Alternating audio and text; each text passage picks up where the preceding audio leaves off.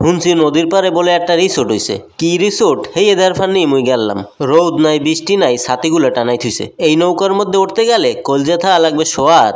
এক পথ ডরে চড়ে কানতে কানতে জোতা ভিজাই হেলাইছে। তাই মুই কিন্তু অনেক সাহসী, দূরে খারাইছি যাতে সিট্টে মিটে গায়ের ঘুরে আইয়ে না পড়ে। আর এই ময়ূরগুলা আল্লাহ আল্লাহ ঘুরতে আস, কেউ ওঠে না, গুঁড়ো গাড়া নাই। আরে থাম বেটা, টায়ার হয়ে যাবি।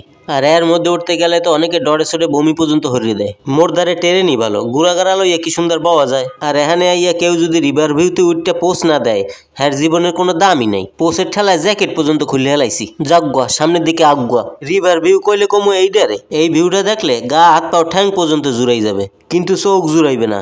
চোখ জুড়ানোর মতো আরো অনেক কিছু আছে। এই নদীর পানির মধ্যে কুমোরে নাকি খালি গাউ হয়। কুমোরের গাউ দেওয়ার ফান্নে ভাব নিয়ে একটু খারাইলাম, কই গাউটাও তো দেখি না। মোরে দেখছে না, এর ফান্নে মনে হয় পলাই রইছে। এমন ভাবে লাইট দিয়ে হাজাইছে মনে হয় মোর বিয়া। আর এখানে প্রজাপতির দুগ্গ হাত আছে কিন্তু বডি নাই, বডি হইছি মুই। আর রূপসা ব্রিজের উপরিত দেয়া এই রকম দেখা যায়। ঝলমল্লা আলো, দেখতে লাগে ভালো। টিকিট কাউন্টারে ভাইর লগে সেলফি তোলা লাগবে, নাইলে হে বলে আবার মাইন্ড করে। থাক ভাই, ভিডিও করতে আসি, আমি মাইন্ড করেন না। বয়সের কালে টিকিট কাটতে মেলায় ঢুকি নাই, এখন ঢোকা লাগে, কারণ হেই বয়স তো নাই। হয় দেয়াল টপকাইতাম, নাই গাছ বাইয়ে নামতাম, নাইলে অন্য গার্জিয়ানের হাত ধরে ঢুকে যেতাম। এই কালারফুল ছাতিগুলা এমন ভাবে হাজাইয়ে রাখছে মনে হয় রংধনুর হাত রং। আর এই গড্ডার মধ্যে আল্লাহ দিলে সবই আছে।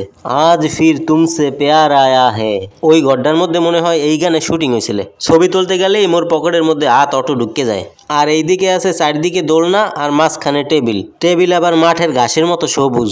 আর এখানে আছে cold drinks, hot drinks, pizza, বাগ্গা। তবে মূল্য তালিকা পড়ে নেওয়াই ভালো। আরও আছে মাছ ও কাঁকড়া। আমেরা টাহা দিলে এগুলা হেরা ফেরাই করে দেবে।